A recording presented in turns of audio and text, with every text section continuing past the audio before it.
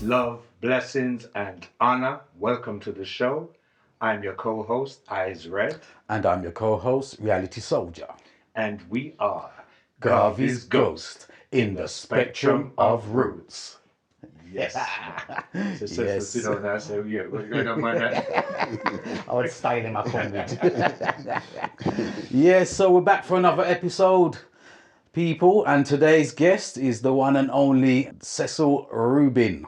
So greetings, Cecil. How you doing, King? Greetings, Rastafari. Yeah, we're honoured to have you here, man, and thank you for coming Big honor. and representing. Honor, I don't know, we know you have a great history to give to the people there, you know what I mean? So let's start from the top. We're going to take it from the beginnings, where you was born, your early childhood, that kind of vibe, your parents, sibling, you know, early school year. So take it from the top. Where was you born? Where you born?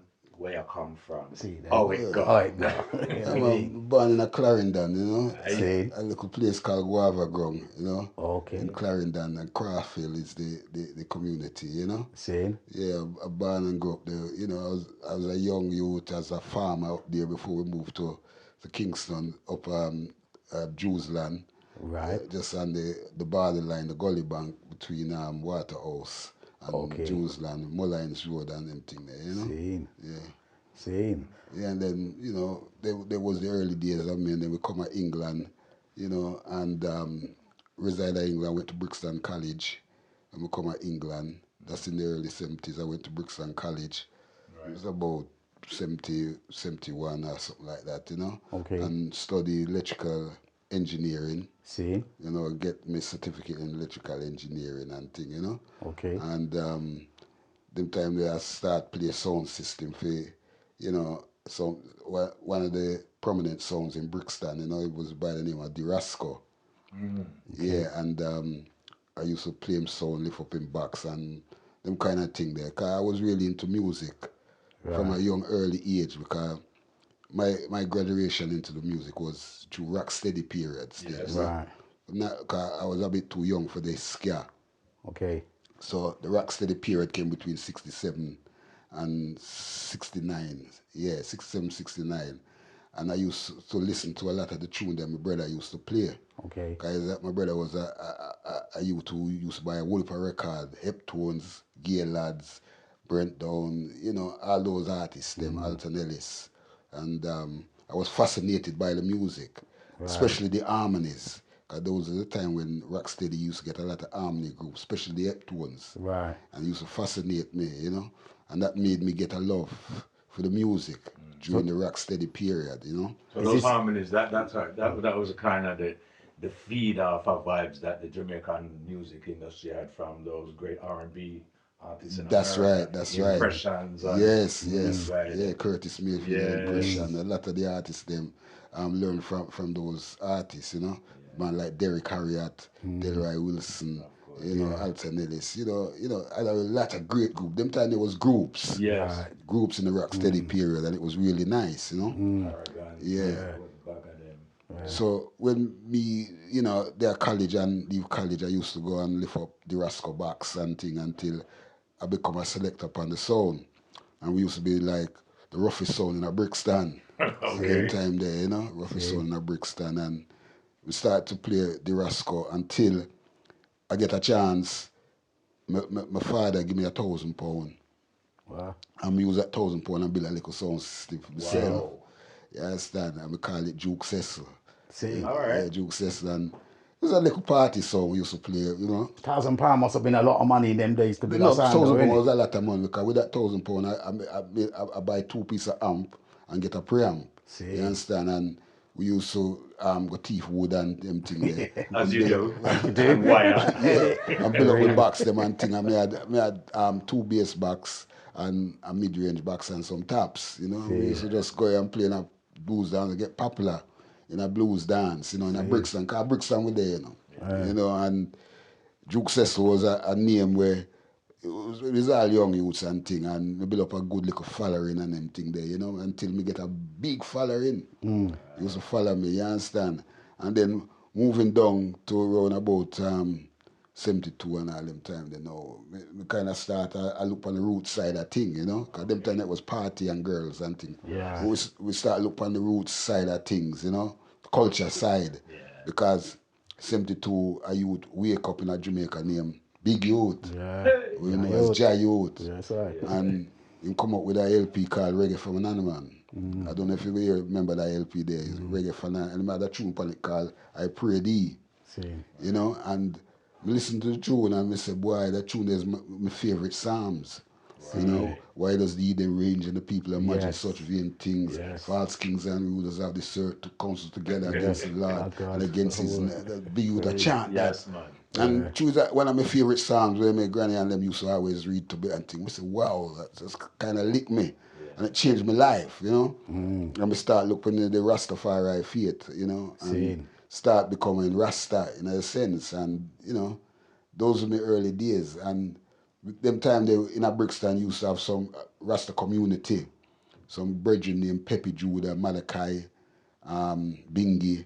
You know, I start move around them as Rasta elders and start to listen to them and what them I say. And we get me little teaching as Rasta through those brethren, you know, and thing. And that was coming up around about 73, coming into 74. The golden age. Golden age, 73, 74, you know. And then at the same time now, me even meet Bob Marley within that period of time, you know. Go on. You know, and them time that Bob Marley not dread yet, you know. Bob Marley have him little afro year and thing, you know. And he came and done a few shows in England, you know, like clubs and these little thing and thing, you know. We get to know him and thing through those same brethren. Because those brethren was like through them was the elder Rasta in the community at the time. Them get to know Bob and start bring Bob around, you know, us and, you know, them start teach Bob about Rastafari. They more exposed to their teachings. Because Bob never know nothing about Rasta them time. Them brethren there teach Bob about Rasta, no matter what you hear anybody say. We can tell you, because I was there and witness, you know. Bob teach those brethren teach Bob about Rasta. And then Bob decides, say, well, why am I take up the Rasta vibes? Them still never dread up him head yet, you know. You understand? Because I think Bob start dreading him ear about 75. Okay. Yeah, about 75. About 74, 75, Bob start dread. You know why me know that? Because me start dread the same time. You understand? Because when Bob start dread, me start dread. Because when Bob come back to England about 76, after certain things happen at Jamaica, me see Bob with him dreadlocks long. And me said to Bob, boy, imagine me and you start the same time. And look where you feel your dread there, mine still picky. And what go on? What you a do? You understand? But through him was mixed. And then ear grow fast. You know, that's the reason why I'm everything there, you know. So within the mid-70s there, we were on Brixton, I preach Rastafari, right? And I changed the sound from Juke Cecil to Jah Cecil now. Okay. You understand? Because Rasta thing. And we call it Jah Cecil and rare. And then the Rasta brethren them said to me, say, well, because we get a place at Kennington at that time, named St. Agnes Place, we call it Rasta House. Right in the Kennington. We get a place down there. And them say, why you not bring your sound down there and be resident sound?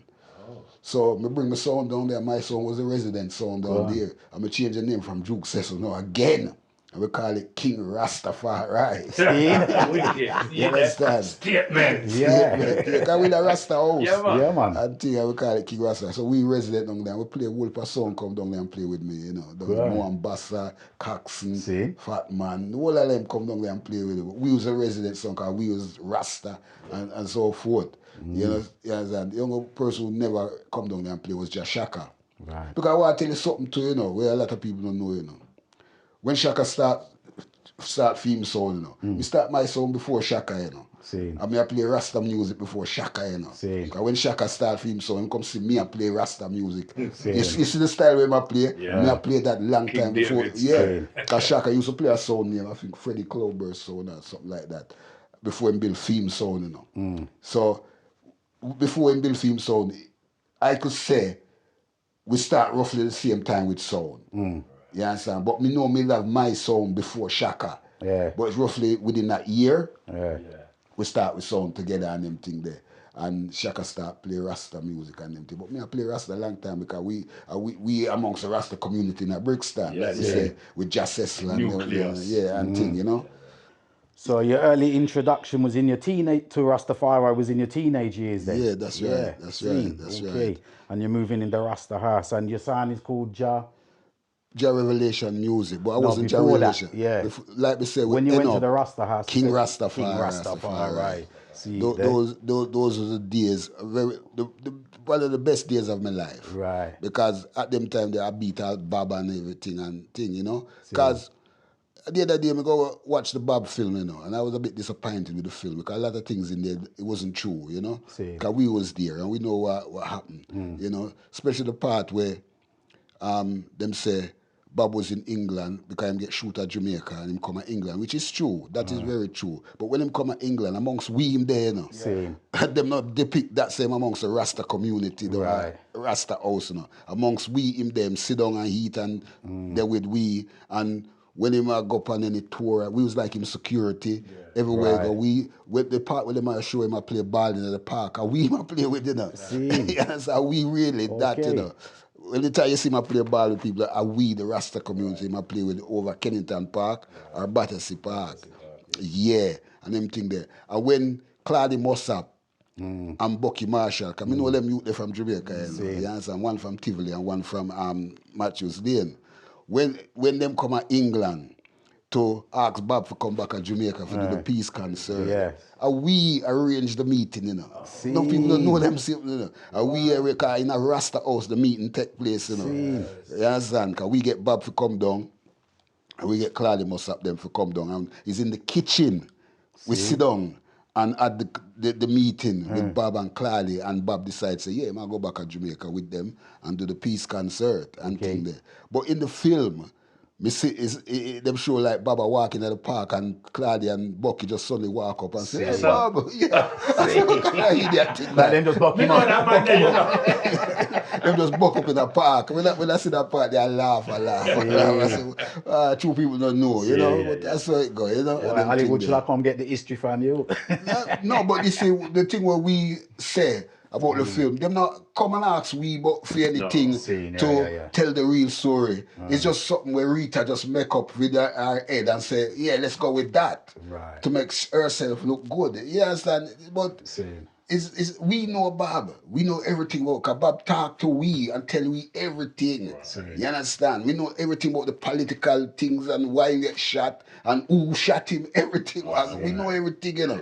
But it not even Ziggy or any of the sons them or the daughters know about them father because they were little kids at the time. So they couldn't know nothing about them father. It's what them see or hear or what the mother tell them. You understand? But it's we, the Rasta community, who know about history.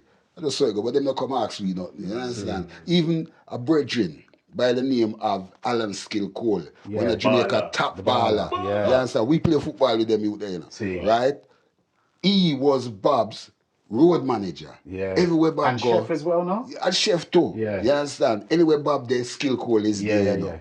Right? Me never see Skill Cole mentioned no time in the film at all. Not once. And Skill Cole would tell you the whole history of Bob if them did want the real history. Because Skill Cole was there all the time. And Skill Cole is Jamaican national footballer. You understand? So I am thing there, you know, a little thing, you know. But that was 70s. That was the 70s, going up into the mid-70s till like Bob go back to Jamaica and them thing there. Them time I'm still there, Rasta House. Them time we start the organization, the 12th Tribe of Israel. In Rasta House. Because that's where it started, you know. In Rasta House. And me and a few brethren, we lived there in 1979. You understand? Because there was a split within the Rasta community and so forth and things. So there was a division made. Some man wanted to do something else and stay in the house. We did want to do something else. But the two couldn't work there. So we decided to leave. And we think so we done do the right thing at the time. Because if you look now, there's no Rasta house. It doesn't exist no more. You understand? It licked down and flats make. But we who leave, we buy our premises. And we still have that premises from today, which is worth over £1 million. So you see, we done the right thing. So, you know, people can say what they want to say, but, you know, we move and we know why we move. See. It's like we saw a vision and Right. we looked at it and said, this not gonna work, so you know. See. You understand? Because Rasta House end up turning into a drugs then and See. people sell coke and weed and all them stuff down there till it get mashed up. You understand me? Yeah. So 1979, we leave and we start function as a 12th tribe of Israel. You know, go around the place and we buy a place up at Streatham there and thing. And this is where my life within the 12th tribe of Israel really started, you know, in a sense. Although it started down a Rasta house still. You know, because even Bob is a member of the 12th tribe of Israel. Dennis Brown's a member of all the artists we say, all members of the 12th tribe. So 79 we start and we are doing things as 12th tribe and 12th tribe, them say they want a sound for keep dances because the dances was a part of funding the organization. That's right. So I volunteer my sound See. and for the use of the 12th tribe of Israel.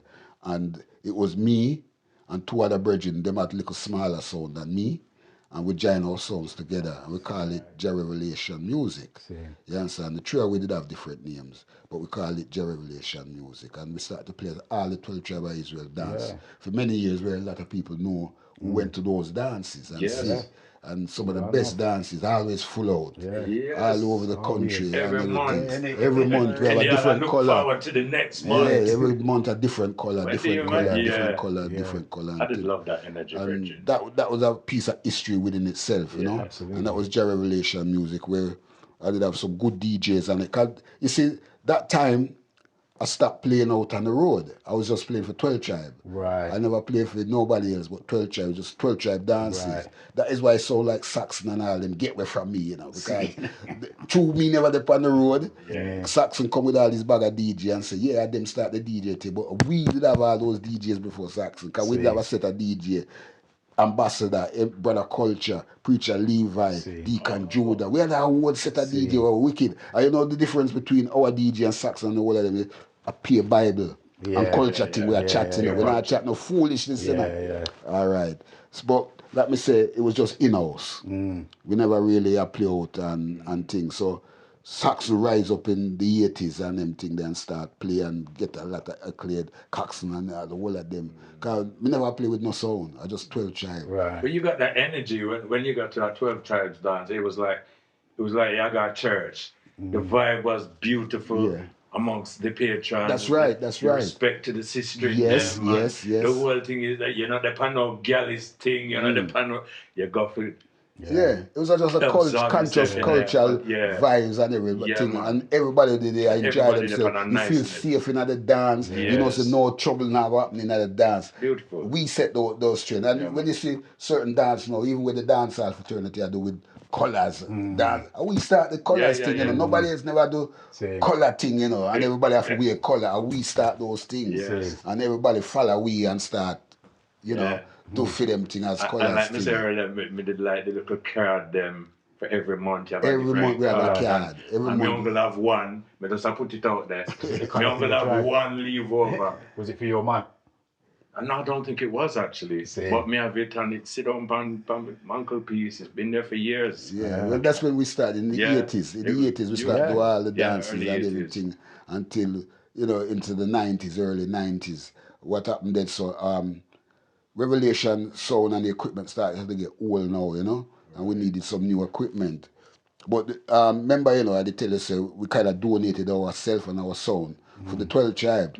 So the equipment, they kind of get old and mash up. Because them time a valve amp and them thing we use and all them something there, you know. So the organization decided they're going to spend some money and build a sound. So I went out and bought all the equipment from Hobbies. Hobbies did build all the equipment, all transistor, new style, new everything. And we never call it Jah Revelation no more. We call it the 12 Tribe of Israel sound. So now the sound belong to the organization, the official, for them sound. So Revelation was like the funk. There was no more the Revelation. It's just the naming of the year. You understand? And we started to play the 12 tribe of Israel, so that 12 tribe dances and things. No more Jah. Because if you remember the dance card, them have Jah Revelation. Yes. And then later on, coming in the 90s now, it was 12 tribe of Israel songs on it. You understand? So that was the period where we switched over. So we have play.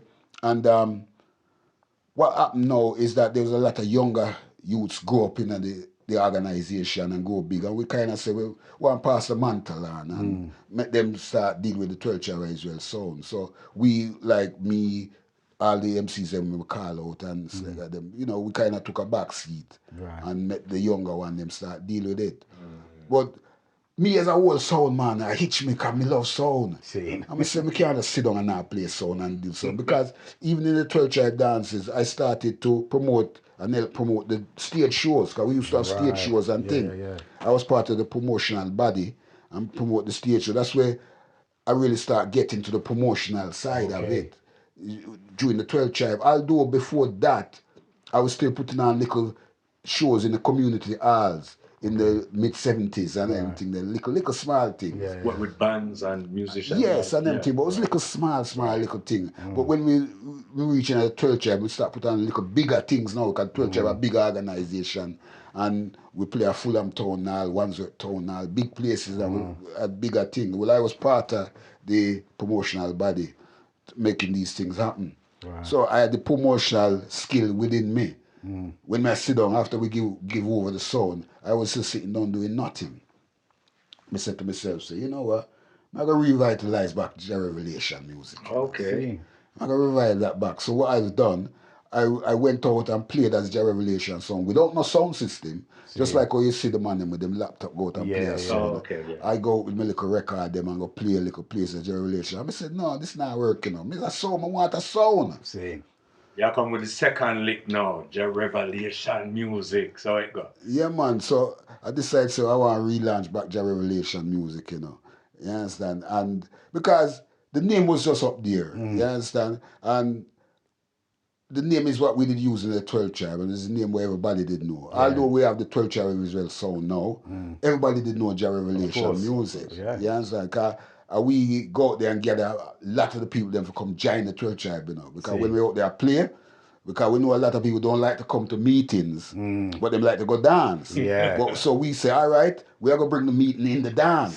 So when you come to the dance, what you would have hearing at the meeting, you are hearing at the dance. All right. So that was the tactic we used when we was playing for the 12 Tribe of Israel. You understand? So everybody know Jah Revelation music. So it's just there in the year. I said, no, we can't just make the name just dead off. So I'm going to rebuild. Like I said, I started to go around with my little record, play. But I said I wanted the equipment. Because I'm a sound man from the early 70s.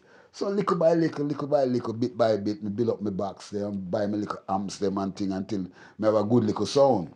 Will you go back to Keith to get them out again? No. See. The only thing I went to Keith for was a preamp. See. You understand? The amps was all different build and different thing, you understand? But the 12 Tribe of Israel song was completely Keith. You understand? But Keith started to get too busy, a little busy, and I forget things from Keith and things. So I had to look elsewhere. But I got a preamp from him, which today I'm still using that preamp. See. You understand? Although I had a lot of preamp, but I still have that same preamp using. And so Jah Revelation was established now. You understand? This was in the 90s and thing, you know? Late 90s. And I can't remember the date now. I can't remember everything. Dates and them thing there. We start establish Revelation. We play out this one, this one, this one. Until we reach a stage. I'm jumping a gun still, you know. We reach a stage now where we get an opportunity to come to Utanani. Because a lot of people know the Utanani. Utanani was a place where always there in Brixton. It used to be called the George Canyon pub. And then they changed the name again to the Hobgoblin pub. And then some Scottish people come down and buy it and call it the Utanani. You understand? Because they have a pub in Scotland in Inverness called Utanani. So they wanted another place in London called Utanani and then go and buy that place there. You understand? And that go on in there, you know? And somebody must have tell them about me, I don't know, and them ask to see me. I went down there, had a meeting with them, and them tell me their plans which they like to do, because their plan was to turn it into a Scottish pub, but it never worked. In the heart of Brixton, It never worked, because it just empty. Yeah, the red, gold, and green kilt. It never worked. You understand? So they said they'd like somebody to kind of build up them Thursday night and thing, you know, because you know, then Friday and Saturday, them have a few people in there, but Thursday they don't like. So I say, all right, I come there, and that's when I start playing my sound, Jah Revelation music in there. You understand? And the stage at the time in Newton, and it was on the floor. It never have a stage big up, high. It was actually on the floor. So just like a little place, and you know. So me look around and with my ideas. I say, boy, I have to make the stage higher, you know. You understand? And sort out the stage and dressing room and the structure of the place. So we done all that, and it's how you know it now. Right. You understand? And we started to bring in some little shows in there. The first show I did bring in there was the Congos. Wow. Okay, wow. Good Congos. And then we bring in the Heptones. See? You understand? Because you may have the links them and them things from Outer Road and Jamaica and everything. We just had certain links. And we start bringing in there, and people kind of fascinated. Oh, them artists there come there, so that little pub there. You understand? They couldn't believe it. So people just couldn't believe them artists. So can I just ask you, rewinding a little bit, when you was doing the shows for the 12 tribes, you wasn't bringing no artists from Jamaica them time there? No, because the 12 tribes have them own artists. Same. We had artists amongst the organization. Right. You understand? Like I mean, we used to bring in some big artists. We didn't bring them always when them die. Like Freddie McGregor, because they are members of 12 Tribe. Yes, sir. You understand? Dennis Brown's a member of 12 Tribe. Because we done shows at the Brixton Academy with Dennis Brown, Freddie McGregor, 12 Tribe show, you know, and everything there. You understand? So it's from an earlier time, he was bringing artists or linking with artists still, Yeah. And at the same time, when me there, Utanani still, you know, me still I work with 12 Tribe, you know. Oh. In the promotional thing, you know, even up to now still. Yeah. I'm still working with them, putting on a show, because I did put on a show with Morgan Heritage. Yeah. You understand? With Morgan Heritage for 12 Tribe. Rest in peace, Peter, up the Coronet in Elephant and Castle. See, a big show. You understand? So we put on shows, and I've done. These are before I went to Utan, honestly. I don't even tell you them history. That's why I said I wanted to rewind and find out if you bring any artists and things from before then. Anthony B, Ize Redd Vibration, Morgan Heritage. This is before I went to Utan. A lot of people feel say my promotional thing start at Utan. But before that, I was doing shows, you know, and still working for 12 Tribe at the same time. But I had my street vibes when I do my thing a street and thing, which I never really talk about. I just jump and thing. So what was the street vibes then? What you said in arts and crafts? We had a witness of street vibes. No, I was playing my sound out the street. And any promotion show out with my son, I was a player. Right. Because my philosophy was this. People, I can't sit down and wait for people to come book me or give me work. I have to do it myself. That's right. And that's how I always been put on my own things. You understand? And me have my sound. My sound is there. I know artists. I know how to organize, because I get my organization skill in 12 Tribe. Right. You understand? So, like I said, I put on, you know, loads of shows before I reach Utanani.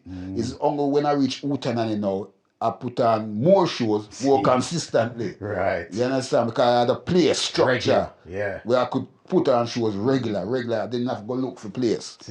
So Utanani became this place where I could put on shows, and one of the next artists after we do Heptones and Congos, I got Aswad there.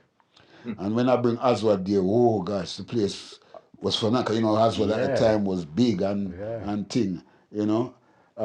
Although Brinslow wasn't there, because I didn't leave the group from then. It was Jummy and the guitarist. And that show was phenomenal. That was a phenomenal show, you know. And then after that, I bring Janet Key and Carol Thompson up there. Whoa, again. So, you know, I say, well, things I work at Utanani. And we put on a whole parties up there. Because I used to put it on every week. We bring a show. Yeah. Every week, you know. That's 52 shows a year. And then sometimes the weekend as well, isn't it? Like the bank holiday weekend. And sometimes bank so you know the thing. Oh, you mean, man? Yeah, man, bank holiday, I put on a special treat. Put on my birthday and free for everybody to come and everything there. So I brought a lot of artists to Utanani. It's a matter of who has not come there. In the foundation world and revival world. Linval Thompson, Junior Mervyn, you know, Wailing Souls, you know, Junior Marvin, Linval Thompson, Sugar Minot, Michael Rose. Gregory. Gregory, I was just about to get Gregory down there before him die. Wow, I was just about See. to get Gregory to come out with Nanny, and the man passed away. Jah rest him soul in peace. So him is one of the man I never get, you know. See. Big Youth me get down there. Yeah. Dillinger, Yellow Man.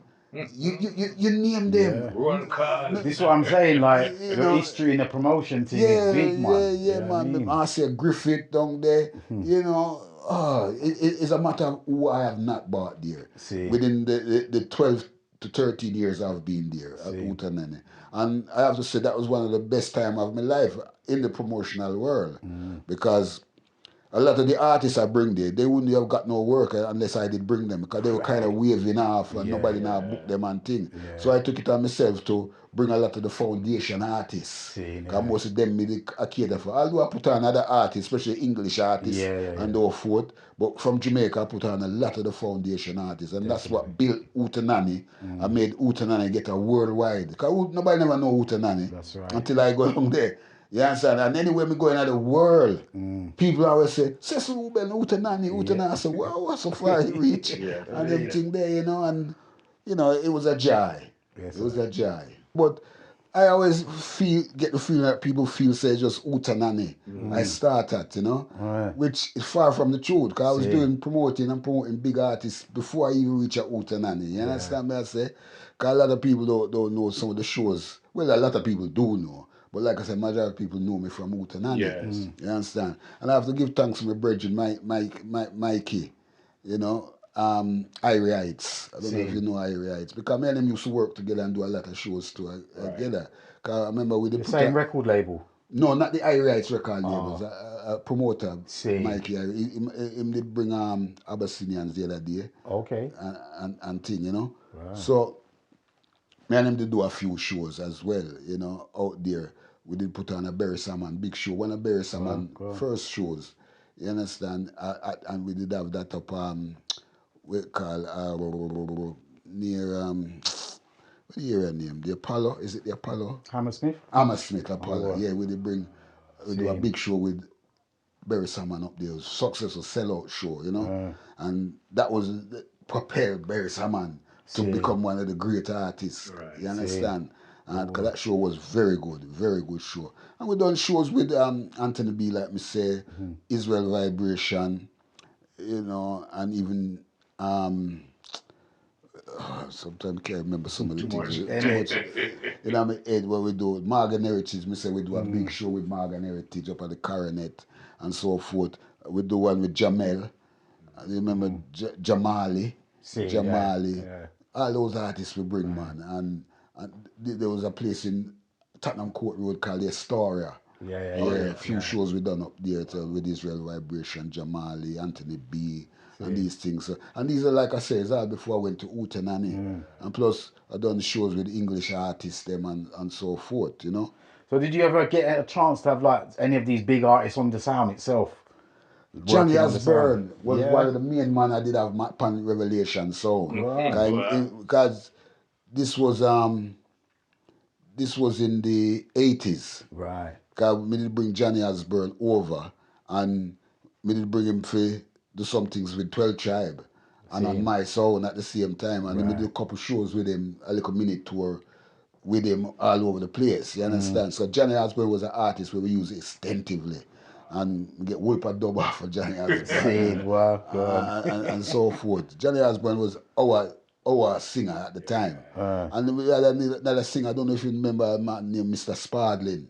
Yeah. Mr. Spardling, he was a man who was on the sound regular as well, because we bring from Jamaica and come over, you know.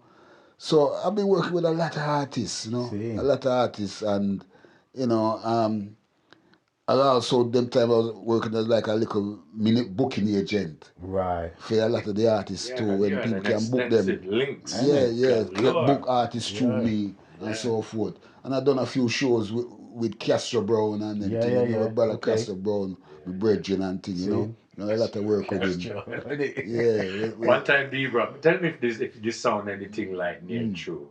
One time we sit down with Papa D-Brown, up at Finsbury Park, give on them. And he said when he met Castro, he was here in London, and him see a flyer And it said, appearing tonight, Dennis Brown, blah, blah. And Dennis looked on it and said, how I use my name? I mean, don't know nothing about this thing here. So Dennis said, I'm going to go down there and see what I go on, because somebody I use my name for promote. And I'm go down there, Castro put on the thing. That's what D. Brown tell us. I don't know if that was true. No, well, and then they became good friends. I don't know. Well, that could be true. I don't know exactly how they meet, but that wouldn't surprise me if that was how it happened and them things. Because we know Castro good, and Castro is a good man, very good, and I'll help a lot of people. But it wouldn't surprise me if he don't that show up with That's enterprising. Yeah, but there was a good combination between Castro and Dennis. And they did have a place down at Battersea Rise in the record shop there. Thing, you know, called Dead Music and them things. 15, 16, 17. Yes. A whole part of great things that come out of Dead Music. You know? Junior Delgado, 15, 16, 17, and Dennis Brown released a lot of great tunes on the Dead label and them thing there, you know. And it was a good partnership between them, you know. And they become good brethren. And that was before the Yvonne Special label, isn't it? Yes, that's right. Yeah, because the Yvonne Special label come out from there, you know. You know, because that was Dennis Brown's wife and thing, and made a label, you know, complimenting his wife and thing. And Dennis Brown is a man we do a lot of work with, you know. Because me always say, if Dennis Brown was still alive, I would be doing a lot of work with Dennis, you know. You know, because Dennis done a lot of work with us in the 12 Tribe. He was a 12 Tribe member. And when Dennis come over, and we had put on shows with him all over. It's me and Dennis Brown and move and I drive up and look. I kind of had to look after Dennis. You understand? And even when Dennis had him problems, you know, it become a bigger problem for us. Because, you know, when people deal with certain substance and things, they don't know themselves. And we have to always keep an eye on Dennis and make sure say certain things happen to him. Yeah, it's sad, you know. You know, but Dennis Brown was a really good youth. He had a loving heart, you know, and him give so much to people. You understand? And people take advantage of him because they know him did have a problem and too, you know. So we have to kind of keep him close to us. You understand? And thing, you know. Anywhere we go, whether in the America or Jamaica, we have to really keep Dennis because he was like a treasure. He was a treasure to us, you know. Crown Prince, isn't it? Yeah, man. So rest in peace, Dennis. We miss you. I tell you, man.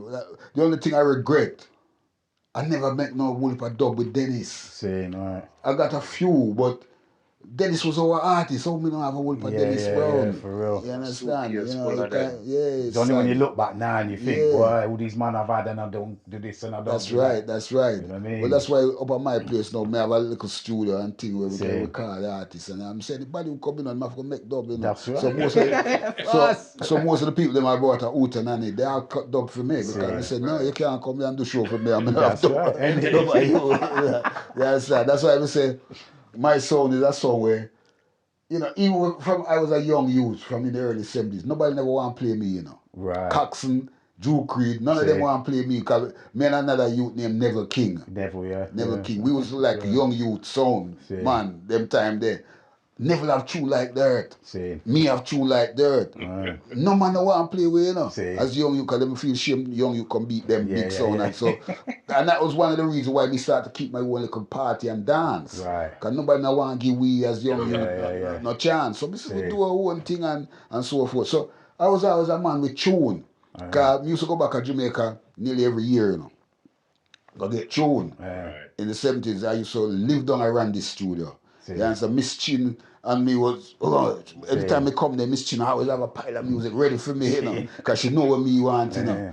And me used to live in the shop there and thing and buy a Wolper 45, Wolper 45, this and that, and then go down at South Parade and Joe Gibbs and Wolper Tune Aquarius and thing and boom, boom. You know, and get Wolper Tune and me and Scorpio. I'm a key that because Scorpio used to live on my road. Black Scorpio? Yes, Jack. He used to live on the same road as me and thing down at Jews Land. It's studio down there. And Jack used to give me a pile of tune. So me have tune. So I always say, Saxon, Cox, the whole of them get away from me. True, I was in 12 Tribe, you know. True, I was in 12 Tribe. I deal with 12 Tribe work, you know. Because anyhow I was on the road. Them time there. Problem for all them Sundays. Problem for all them Sundays. I saw Jah have it. Yeah, so Jah have it. But the work is the work. The work is the work. You have to just do the work. But now me back on the street now. Still nobody don't want to play me. See? Yeah, so nobody don't want to play me, I think. So I don't mind. I just play my roots thing and I have a bag of dub plate, bag of special, bag of everything, you know. Yeah, so every man want to give me a job, I want to play me never turn down a thing, you know. Yeah, so that's me say, because I'm a sound man, you know. My first love is sound system. People think say is a promoter and thing, but my first love is sound system. You understand? And all as I am and everything, we can never don't want to play sound. We love play sound and thing, you know. It's wonderful that you still got the set going and still putting in the work, kid. Yeah, this is I put it in. But me youth them now come up and take the mantle, because them kind of run the sound now and because your son used to engineer at Hootenanny at that's one time, innit? That's right. My son Jerome, Jerome, that's it. He was the engineer at Hootenanny and them thing there. Him kind of run the sound, I deal with the sound and engineering and those kind of things. Well, Jaime help him, teach him and thing, innit?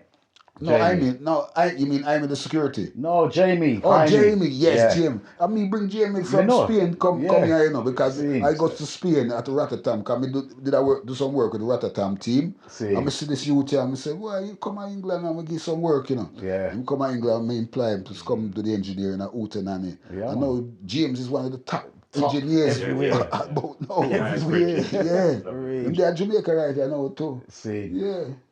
So man, I work with the Rotterdam team.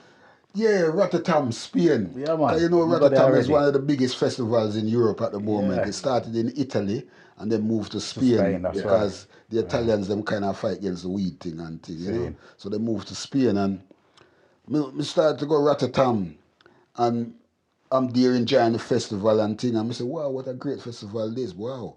And I can't remember now how me really get involved in Rotterdam, you know. But I was friend with one of the persons them who's involved in there, and they kind of introduced me to the people them, and said this is the man from Hootenanny. You understand? Who put on all the artists them and thing.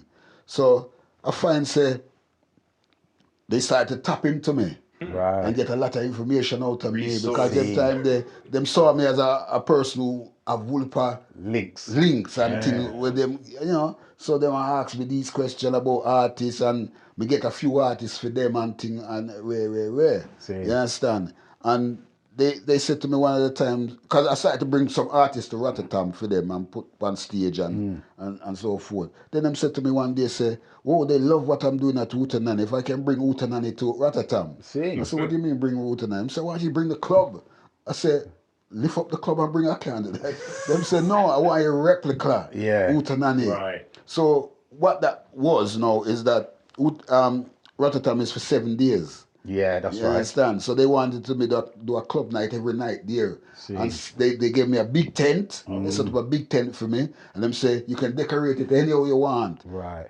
Call it Hootenanny and bring who you want and do what you want and thing is yours. Just do that. So it was like a promotion within the promotion. Yes. Because there was because what they had the idea said they wanted to bring some clubs, different clubs from Europe. Right. So Hootenanny was from England. They had another club from Spain, another club from Italy, another club from France. And they had a line of clubs. You understand? So I get my tent. Big tent, you know. Equipment, sound equipment in there, lights, everything, stage, everything in there. Good. So I set up the Hootenanny and bring in my artists, them, my DJs and everything. It was very good, very, very good. And sell me drinks just like it. I had my bar and everything. So it was actually a Hootenanny. I had a big Hootenanny sign outside and everything. So the people them who come at the festival now, they had a choice. They could either go to that club or that club or that club because, you know, it's a thing. But every night my tent full. My tent ram. Just like proper Hootenanny and everything there. And you know, it was a joy. Cause I never experienced nothing like that before and everything there. But what happened, there's a thing happened to me out there because we love with beer, because at the back we store with barrel of beer them and thing overnight, because I remember it's every night. You understand? And it's like a couple of nights when we go in the morning now for set up back with bar, we find say all the beer gone. People come thief with beer. We feel say the other club them thief it neatly, you know. Sabotage because them know say The Rasta going too good. Yeah, going too good. And a couple of nights that happened.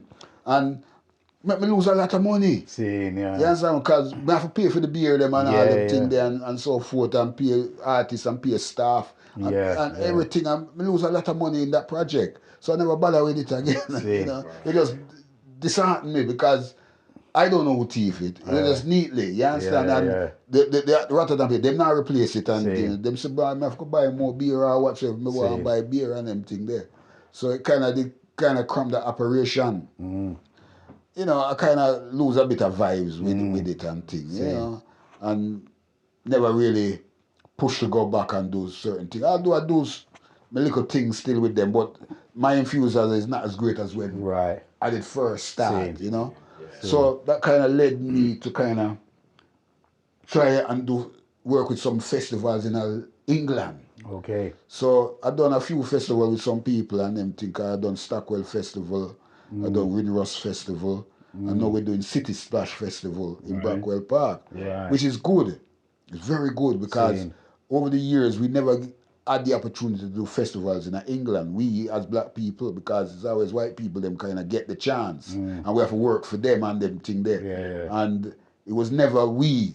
So, you know, it's good when we can come together and do our own thing. We could do it, we can do it. Because what they can do, we can do too, you know. We just have to come together and deal with it. And is that what we done? You understand? And we had Windrush Festival, Stockwell Festival, and some other little festival, now the big City Splash Festival, which is a big festival, 30,000 people for the last 3 years. Every year we get there. So we know we're doing the right thing. Yeah, man. And we is now in control of a festival. We can bring who we want, do it how we want, and so forth. And we should say it work. And this is what you've been striving for this for so many years, so many isn't it? years, because it's even from the 80s and them thing, we are trying to get venue, park, or open space to keep our own thing. Because you used to have a festival called One Love, a brother named Dan. Dan, yeah. Used to keep, and you know, every year that we see that festival flop. But I don't know when keep doing it. I wonder if some laundering money might have thing. And because every year it flop, but every year him still I do it and you do it till it stop now and them thing there. And I say, if him can do it, oh we can do it. Yeah. You understand? For real. So we are do it now. I'm sure people don't really understand the logistics it takes to put on a show, let alone a festival. You know what I mean? Everything that's involved, like from the promotion, booking the artists, securing venues, security. Listen, man, it's a lot of work. Yeah, because security is a hard thing. If you don't have it fenced round, or you're going to secure your thing. You understand? And we had a great plan happening in Brackwell Park. Right? A lot of people don't know this. Right? There are 5 festivals in a week in Brackwell Park. Right? And it's shared by, not 5, 4 different festivals in Brackwell. It's shared by 4 different promotions. Right? One is City Splash, which is we. One is on the track, which is, I think, drum and bass. And another one is something else, and the other one is something else. So, but we all share the one compound. Nicky's one is one yearly. No, Nicky's one, which is the country show. That's usually in July. You understand? Which is completely different and free. But this one I talk about is fence round. It's fence round. And everybody, the 4 different people use the one facility. Like one we use Friday, one we use Saturday, one we use Sunday, and one we use Monday. We are going to do the Monday one. Right? Bank holiday Monday, that? Yeah, bank holiday Monday. So you have one festival at the Friday, one at the Saturday, and one at the Sunday.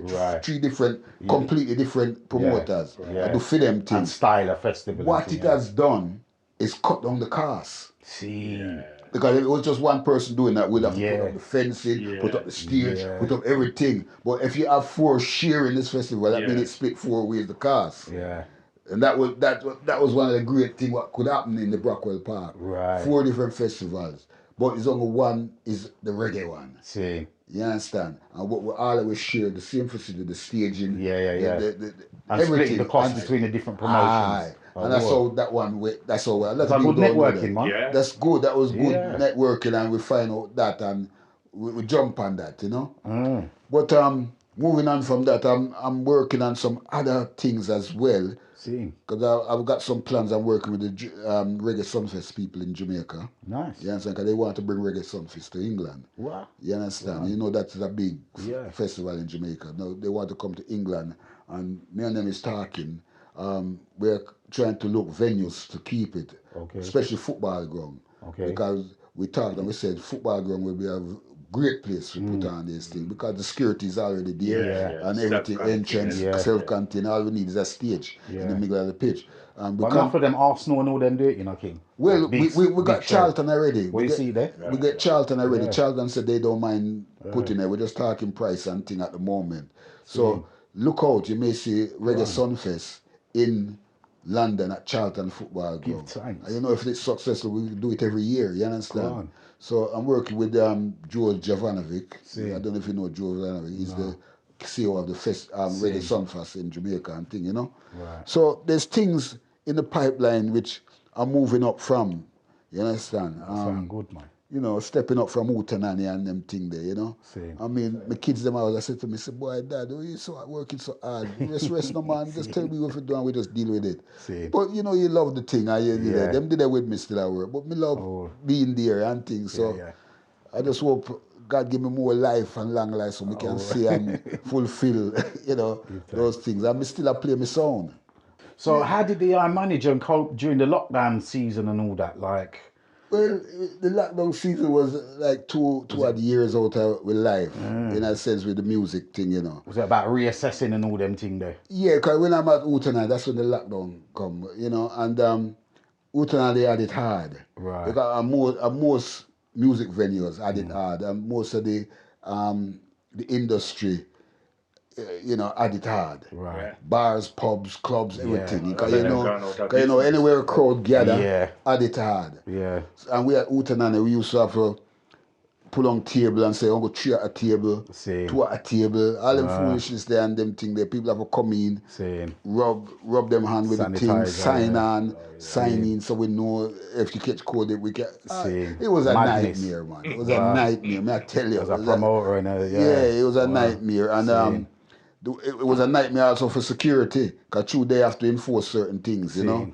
Because, you know, when in a club, people are sit down, they want to get up and dance. And if somebody get up and dance... No dancing, innit? That's right. There was no dancing people get up and dance, security have to rush and say, no, sit down, sit down. There was no dancing in lockdown. Some foolish rules, and that's why we know the whole thing was a fraud, you know, because a joke. When you look back on it now and look back, you say, but wait, what really did I do? You understand? And line up, and you have to line up 4 feet apart and all them something there. We have to enforce all these rules. Because if we don't enforce these things, they will curve our license.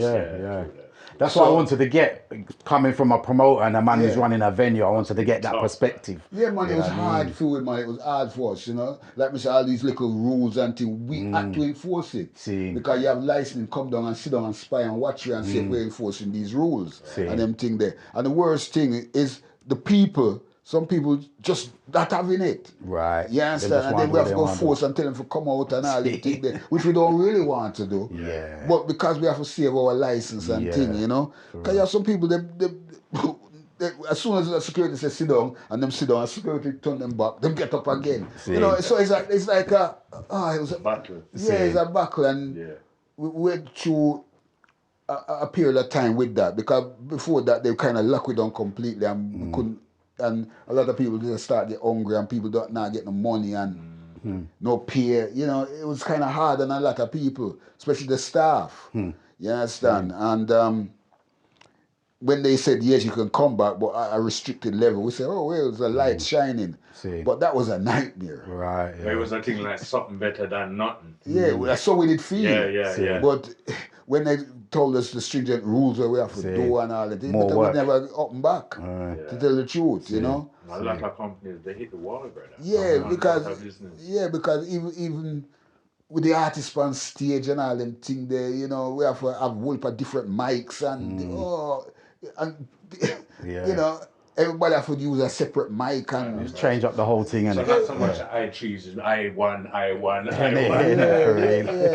You know, it was hard upon everybody. The lockdown was really hard upon everybody. But we got through and we come out of it, you know. And the day when the government said, well, lift it up, was probably the happiest day See. I would life for that period of Relief. Back to time. normal, Oh my for gosh. real. Everybody was so relieved, you know. But the only thing with that relief, we were wondering if they're gonna do it again. Yeah. That was always on the back of our mind, so they were gonna do it again, you know. But me can just tell you, say, within that period, we always say it was a fraud. See. And the funny thing about it again, this thing what they call COVID, I was at Wootenanny, and me in the office, and there's about 7 of we in the office at work, right? And 7 of them at some time see them catch COVID. I was the only one who never catch COVID, you know, in the office. And these are all younger people than me, you know, because they say it's a old people thing. Yeah. You understand? Yeah. And I was the oldest one in the office. And every one of them catch COVID. So them say, I don't know what COVID does, because I have no clue what it was. You understand? So I want to say, what me I do different from them, which I don't know. More than I do what I always do, eat good food, do exercise, drink good juice, and you understand?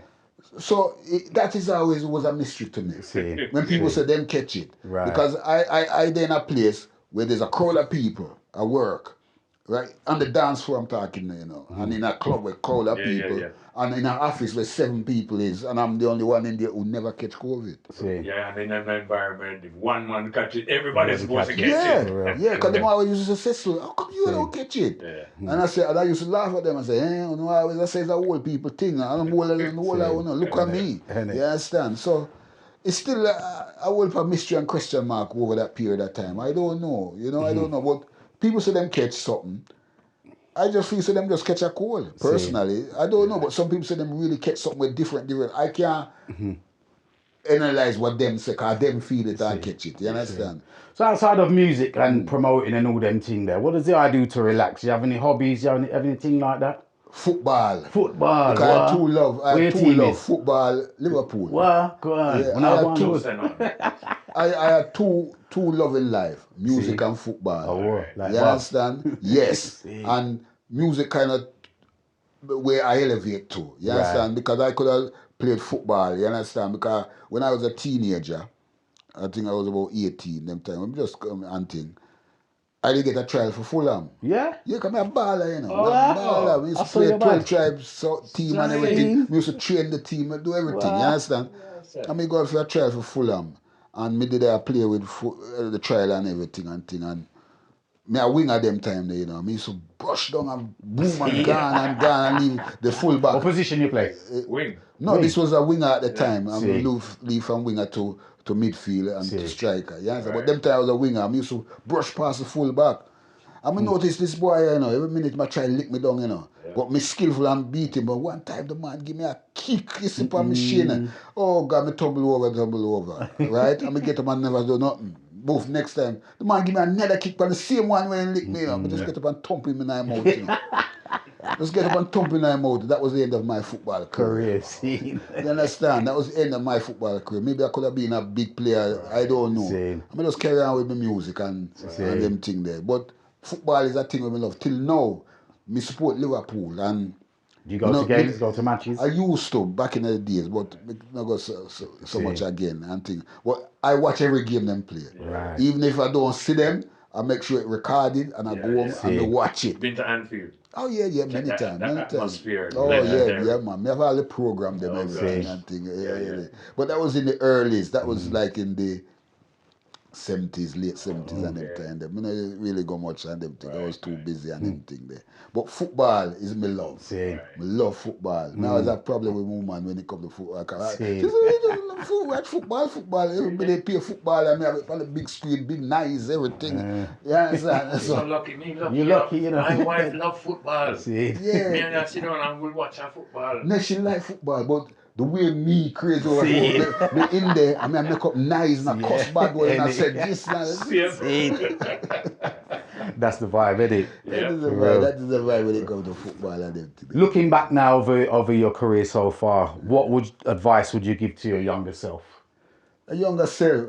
I forget to tell you, me do 20 years of youth work, in a Brixton. I done 20 years. Why is that not surprising? For real. Solid youth work, you understand? Because we used to work with the gangs them and get the gangs them to come off the road and stop doing what they're doing.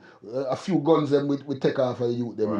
Yeah, in a Brixton, man, and we used to bring them to the priest. Because we learned that from Jamaica, because community leader used to take the guns them and give to the priests and everywhere. So we bring the same strategy to England, and you talk to the youth them. A few of them turning them gun and turn them life and thing. You know, we done that successfully in our Brixton. And a few of the man them in our Brixton. 20 years solid. Because we was independent. We never worked for nobody. You know. It's just a few of we, because we was like the man them in our Brixton. You know.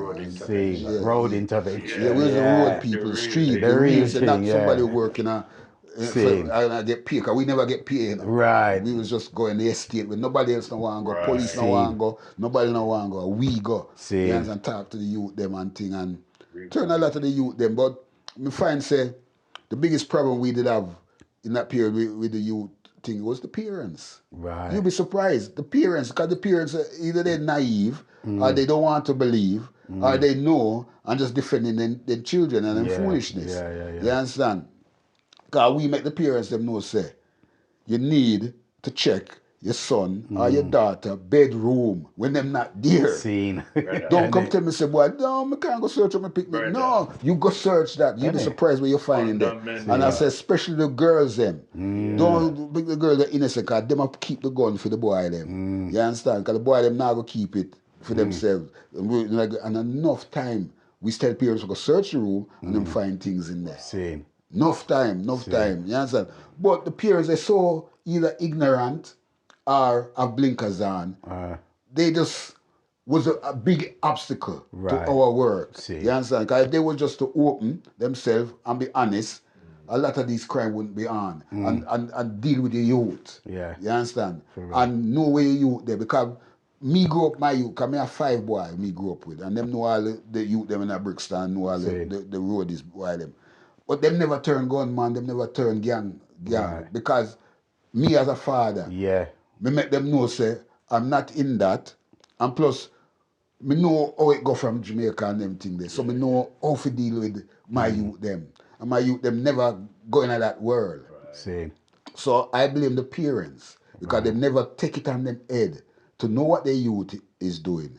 Because me know everything what my youth is doing, you know. You understand? And if them go anyway, I know. You understand? Because I'm a street man. I'm not going to be like, me just go work and come back. Me youth, they go school and come back. You have to know where your youth is up to. For real. You know, so I've done 20 years of youth work. And brilliant. It was hard. It was hard because we I mean, you have some ignorant youth, you know, who could have turned pan we, you know. But true, we was all time rude you to himself. Brixton. Them kind of respect us. You understand? Because when we was young, like 18 and them thing there in a Brixton, we used to in a gang too, you know. But it was like soul system gang. You understand? And we used to have a little war with other sound them and them thing. So it wasn't like no, all them youth they are going like no, I walk with you and not fight them. Well, nothing like that. We just have a little thing with them from a different era with sound and you know, it wasn't like how it is now. So we had that little experience. So we could have tell you them how to behave and how not to get caught up in a certain things, you know. It's so important for older males as well to set the example. We was actually setting that example. A lot of people don't know that about why done 20 years of youth work. That's good. Because it was like a quiet thing, you know. Well, Cecil, it's been an absolute pleasure having you discussing these great achievements of yours. History, man. The history. For real. So once again, thank you very much for coming in the spectrum of roots. Yeah, man, no problem. It was a joy and an honor and a pleasure. Yeah, so can we get one for interviews, you know, but sometimes it's better you interview with your own. Yeah, so can we get a lot of interview with a lot of white people and them thing interview me this and that, but it's not the same vibes, you know. But like the vibes here is nice. That's why we just talk. We're gonna do 2-3 hours. You know I will put thing I'm gonna tell you, man. I will put thing I'm gonna tell you, man. Will put thing. You understand? Especially in the early days with Bob Marley and the Wallaby and all kind of thing. I can tell you a whole heap of thing. Tell you about Jamaica history and all them kind of thing. I can tell you the whole political life of Jamaica, politics and all the JLP and them. I do, but sure, another time. Another time. For real, give thanks. My brother. Bless. Yeah, man, Rastafari. Yes, sir.